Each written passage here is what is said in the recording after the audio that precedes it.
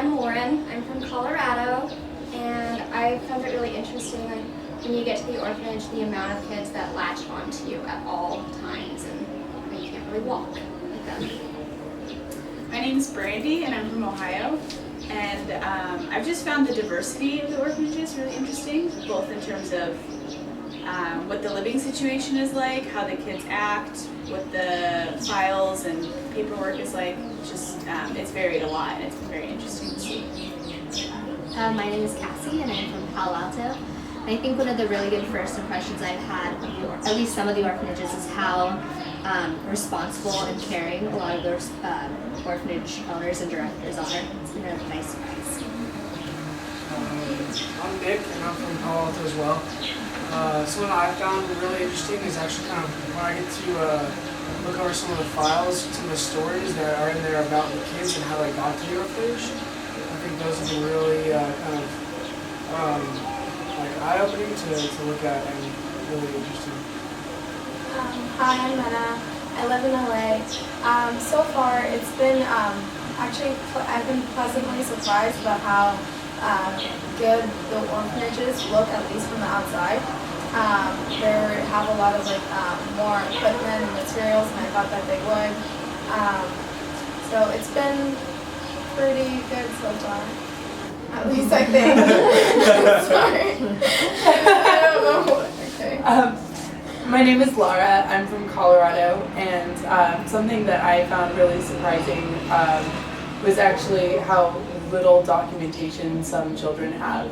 I think coming from the United States, I at least took for granted the fact that I have my basic paperwork, and that a lot of people have their basic paperwork. And here I found, a huge range of the amount of paperwork, but some kids, even the spelling of their last name is sort of questionable, and that's been really eye-opening to realize my own privilege in having documentation. Hi, my name is Christine. I'm from Dallas, Texas.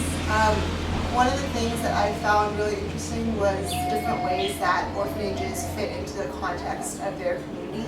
We went to one orphanage where the director was supporting kids in the community who actually didn't live in the orphanage to get through school. And that's kind of become a theme at various places where a lot of the kids say that school is really important to them in education. And so the ways that, because in order to attend school you have to pay for it. It's not free the same way public school is in America. And so seeing the way that that dimension impacts how those kids are supported has been really interesting. So I'm Stefan. I'm from Dallas, Texas, but I live in Korea now. I think some of the things that have stuck out about the homes that we've been to has been the fact that we've gone to a variety of different places, and we've dealt with a lot of different stories and heard a lot of them. But I think a commonality amongst all the kids is just how bright-eyed they are in terms of how optimistic they are about their future. Even though their stories can be anything from heartbreaking to humbling, they always greet you with a smile, and they're always very affectionate.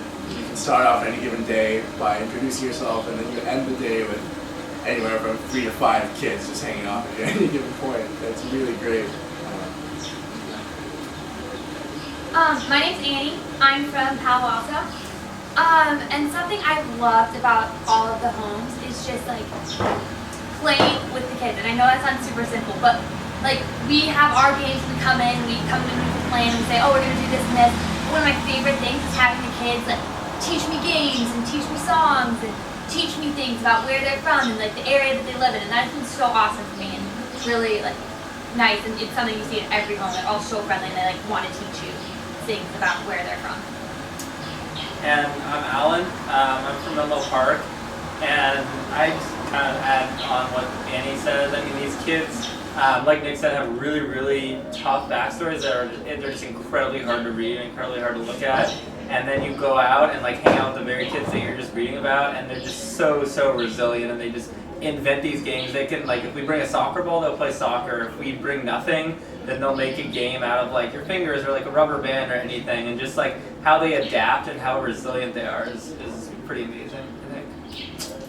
Great, thanks guys.